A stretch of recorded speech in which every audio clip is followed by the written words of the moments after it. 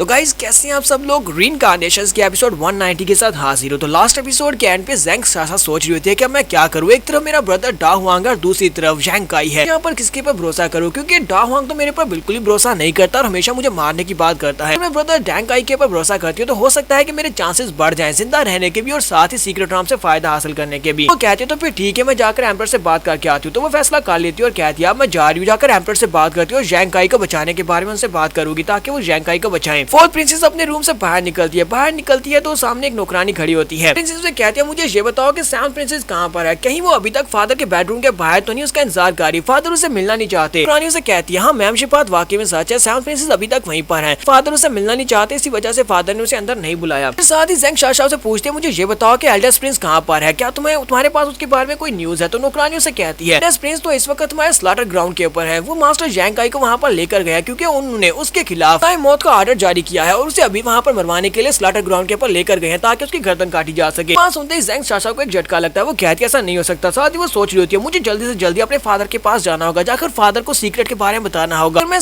Father को house हुई secret Ram के बारे में बता देती हूँ तो फादर जरूर ज़ैंग काई को बचा लेंगे। फादर यहाँ पर इस सब के बीच में नहीं आते तो मेरा ब्रदर डा हुआंग यानी कि फर्स्ट प्रिंस वो तो उसे मरवा ही डालेगा। साशा बड़ी स्पीड से वहाँ से भागती है, अपने फादर के रूम की तरफ चली जाती है और कहती है मुझे जल्दी से जल्दी होली मैजेस्टी से जाकर मिलना होगा, मुझसे वो जरूर मिलेंगे, मुझसे बात जरूर करेंगे। नेक्स्ट सीन में किंग हाउस के बाहर का दिखाया जाता है जहाँ पर सेवंथ प्रिंसेस पहले से घर के बाहर घूम रही होती है लेकिन उसे अंदर जाने की इजाजत नहीं होती। साशा उसके सामने लैंडिंग करती है। सेवंथ प्रिंसेस से कहती है साशा तुम यहाँ पर क्या कर रही हो। तो साशा उसे कहती है बस तुम्हें ज्यादा कुछ बताने के लिए टाइम नहीं है, जल्दी से एग्जीक्यूशन ग्राउंड के ऊपर जाओ क्योंकि ज़ैंग काई को वहाँ पर सजाए मौत दी जाने वाली है। मैं चाहती हूँ कि तुम वहाँ पर जाकर इस सबको रुकवाओ। हाल के लिए मैं फादर से जाकर बात करती हूँ, ज़ैंग काई के सजा को टालने के बारे में उनसे बात करूंगी और ज़ैंग काई को बचा लूंगी। मेरे पास ज्यादा टाइम नहीं, चलो जल्दी से यहाँ से भाग जाओ। सेवंथ प्रिंसेस उसे कहती है इस बात का क्या मतलब है, मुझे समझ नहीं आ रही कि तुम चाहती क्या हो कि मैं ज़ैंग काई को बचाने के लिए जाऊँ। साशा उसे धक्का देते हुए कहती है चलो मैंने कहा ना कि यहाँ से दफा हो जाओ, मेरे पास तुम्हें एक्सप्लेन करने का टाइम नहीं है। तो वो उसे पीछे की तरफ धक्का देती है और उसे वहाँ से गिरा देती है और कहती है चलो जल्दी से यहाँ से चली जाओ। तो सेवंथ प्रिंसेस वहाँ से चली जाती है जबकि फोर्थ प्रिंसेस जाकर गार्ड से कहती है जाकर मेरे फादर को बोलो कि मैं उनसे एक बहुत ही जरूरी बात करने के लिए आई हूँ। फोर्थ प्रिंसेस उनसे एक बहुत ही जरूरी बात करने के लिए आई है। उसे कहता है ठीक है फोर्थ प्रिंसेस मैं अभी जाकर उनसे बात करता हूँ। जबकि दूसरी तरफ माई लिंजुई का सीन दिखाते हैं। माई लिंजुई के हाथों के ऊपर लोहे के कफलिंग्स पहनाए गए होते हैं तो उसके साथ जो गार्ड होता है वो उसे कहता है माई लॉर्ड अगर आप चाहें तो मैं इसको और ज्यादा लूज कर सकता हूँ, आपके हाथों के ऊपर चोट ना लग जाए। माई लिंजुई से कहता है ये क्या तुम लोग यहाँ पर अभी मेरी मदद कर रहे हो जबकि मुझे यहाँ पर सजाए मौत दी जाने वाली है, तुम्हें नहीं लगता कि तुम लोग इस सब में फंस जाओगे। तो गार्ड उसे कहता है नहीं लॉर्ड हमें अच्छी तरह से पता है, यहाँ पर चुपचाप और इतने कॉन्फिडेंस के साथ चलते हुए जा रहे हैं, इसका मतलब यह है कि आपके पास यहाँ से बचने का कोई ना कोई तरीका जरूर होगा, इसी वजह से हम लोग आपका साथ दे रहे हैं। जैसा कि आपने कहा था कि फोर्थ प्रिंसेस एम्परर से मिलने के लिए जाएगी तो फोर्थ प्रिंसेस वाकई में एम्परर से मिलने के लिए गई और मुझे लगता है कि बहुत ही जल्दी एम्परर यहाँ पर खुद आ जाए या फिर ऑर्डर जारी करेंगे कि आपको बचाया जा सके। हम लोगों का आपके ऊपर पूरा भरोसा है, हम लोग यहाँ पर आपको जिंदा देखेंगे, ये बात हमें अच्छी तरह से पता है। तो वो सभी गार्ड काफी ज्यादा खुश होते हैं। हमारे लिंजुई के ऊपर पूरा भरोसा होता है कि वो यहाँ से जिंदा बच निकलेगा। डा हुआंग कहता है चलो गार्ड जल्दी से आगे बढ़ो और इस लड़के को उस जगह के ऊपर ले जाओ जहाँ पर इसको सजाए मौत दी जाएगी। वो दो गार्ड्स आगे बढ़ते हैं और लिंजुई को पकड़कर वहाँ पर ऊपर ले जाते हैं जहाँ पर हमारे लिंजुई को बिठा देते हैं जबकि उसके पीछे जो होता है वो जल्लाद खड़ा होता है, उसके हाथ में बड़ी सी तलवार होती है। ठीक है सभी गार्ड्स अब काफी ज्यादा घबरा रहे होते हैं और कहते हैं यहाँ पर क्या हो रहा है, फोर्थ प्रिंसेस यहाँ पर आई क्यों नहीं। तो लगा था कि यंग मास्टर यहाँ पर जिंदा बच जाएंगे और उसके बाद वो हमारे मास्टर बन जाएंगे, जब वो मास्टर बन जाएंगे तो हमें काफी सारा इनाम मिलेगा। लेकिन यहाँ पर तो कुछ भी नहीं हो रहा, ना फोर्थ प्रिंसेस यहाँ पर आ रही है ना ही सेवंथ प्रिंसेस यहाँ पर आ रही है मास्टर को बचाने के लिए। दूसरा गार्ड उनसे कहता है परेशान होने की जरूरत नहीं, यहाँ पर कुछ भी गलत नहीं होगा, हमें पता है कि मास्टर बच जाएंगे। के साथ ही ब्रदर डा हुआंग यानी फर्स्ट प्रिंस चिल्लाकर कहता है चलो जल्दी से इसका सर काट दो। साथ अपनी तलवार को घुमाते हुए माई लिंजुई का सर काटने लगता है। तो माई लिंजुई सोच रहा होता है लगता है कि वो लड़कियां यहाँ पर नहीं आने वाली, मुझे यहाँ पर अपने पर भरोसा करते हुए इसको रोकना होगा, कहीं ऐसा ना कि ये वाकई मेरी गर्दन काट दे। ऐसे वहाँ पर वो ये सोच रहा होता है। उसी वक्त सेवंथ प्रिंसेस वहाँ पर लैंडिंग करती है। सेवंथ प्रिंसेस अपनी एनर्जी को रिलीज करते हुए उसकी तलवार के ऊपर अटैक करती है और कहती है तुम में से कौन है जो मेरे अंकल मास्टर के ऊपर अटैक करके मारना चाहता है, जो भी ऐसा करेगा मैं उसको मार डालूंगी। वो जल्लाद के ऊपर अटैक करती है तो उसके हाथ से तलवार भी गिर जाती है और वो भी पीछे की तरफ गिर जाता है। तो सेवंथ प्रिंसेस हमारे लिंजुई के पास आती है और उसे कहती है अंकल मास्टर क्या आप ठीक है, आपको परेशान होने की जरूरत नहीं है, मैं यहाँ पर आ चुकी हूँ। लिंजुई से कहता है तुम्हें परेशान होने की जरूरत नहीं है, तुम्हारे अंकल मास्टर बिल्कुल भी डरे हुए नहीं है, उन्हें पता था कि यहाँ पर वो बच सकते हैं। तो ब्रदर डा हुआंग भी काफी ज्यादा गुस्सा होता है। सेवंथ प्रिंसेस तो पहली वो नफरत करता है, वो उसे कहता है तुम एक बिना माँ के बच्ची हो और तुम यहाँ पर मेरे सामने इस तरह बिहेव कर रही हो, क्या तुम्हें लगता है कि तुम यहाँ पर इसको बचा पाओगी। मैं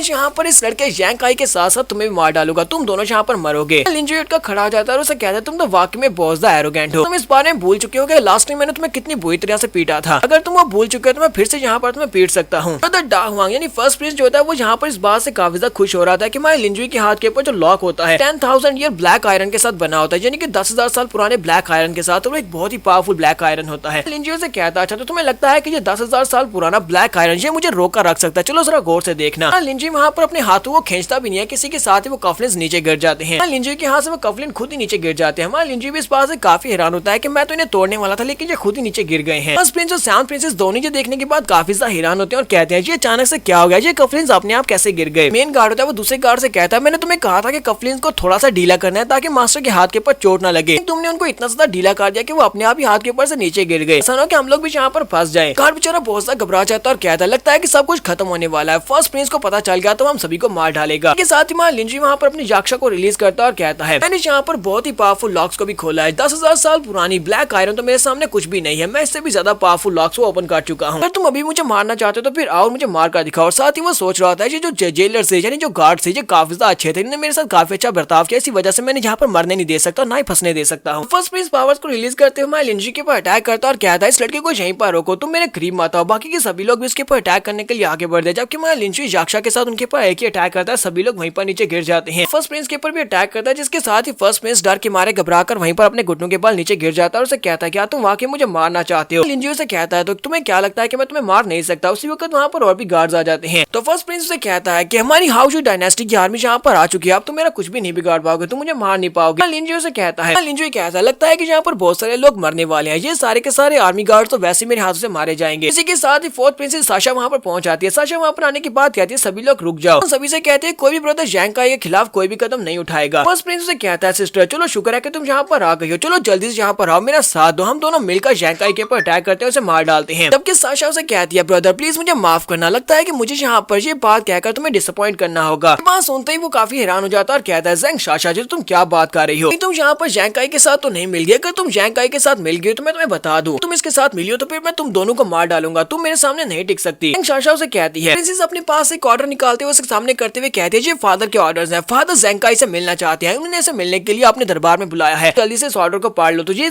देखने के बाद तो सभी लोग काफी हैरान होते हैं और कहते हैं ऐसा कैसे हो सकता है, होली मैजेस्टी ये ऑर्डर कैसे दे सकते हैं। वो उस ऑर्डर को ओपन करती है, उसके अंदर से होली मैजेस्टी का इम्प्रिंट बाहर निकलता है और होली मैजेस्टी उन लोगों से बात करते हुए कहते हैं सभी लोग मेरी बात को ध्यान से सुनो, जैंग काई के ऊपर कोई भी इल्जाम नहीं है, चाहे जो भी इल्जाम हो इसे जल्दी से जल्दी मेरे पास पैलेस में लेकर आओ, मैं इससे बात करना चाहता हूँ। सभी के सभी लोग उसके सामने अपने घुटने टेक देते हैं और उसे रिस्पेक्ट दे रहे होते हैं। जबकि डा हुआंग यहाँ पर अपने लोगों को वॉइस ट्रांसमिशन देते हुए कहता है जल्दी जाओ जाकर मेरी मदर को बता कर आओ, हो सकता है कि मदर के पास कोई ना कोई सोल्यूशन हो। तो जाकर उसकी मदर को बता देते हैं। तो उनकी मदर के पास जब ये इन्फॉर्मेशन पहुंचती है तो वो काफी हैरान हो जाती है और कहती है ये बंदा तो काफी ज्यादा इंटरेस्टिंग निकला, फिर अरसे के बाद मैं किसी इंटरेस्टिंग इंसान के साथ मिलना चाहती हूँ। वो अपनी नौकरानी से कहती है जाओ जाकर लिंजुई को कहो कि पहले मैं उससे मिलना चाहती हूँ, एम्परर से मिलने से पहले वो मुझसे मिले। नौकरानी से कहती है ठीक है क्वीन जैसा आप कहती है बिल्कुल वैसे ही करूंगी। साथ ही वो सोच रही होती है ये बंदा काफी ज्यादा इंटरेस्टिंग लगता है, चलो देखते हैं कि ये बंदा मुझे क्या कहता है। नौकरानी बाहर आती है और लिंजुई से कहती है तो जैंग काई हमारी क्वीन आपसे बात करना चाहती है। वो दोनों प्रिंसेस से कहती है आप लोग यहीं पर रुके और जैंग काई को उनके पास जाने दे। लिंजुई कहता अच्छा ठीक है दोनों प्रिंसेस तुम यहीं पर रुको, मैं जाकर क्वीन से बात करके आता हूं। तुम्हारा लिंजुई अंदर की तरफ चल पड़ता है। यहाँ पर हमारी एपिसोड 190 का एंड करेंगे। एपिसोड की एक्सप्लेनेशन अच्छी लगी हो तो कमेंट करके जरूर बताइएगा। चैनल को सब्सक्राइब कर दे, वीडियो को लाइक और शेयर कर दे। शुक्रिया।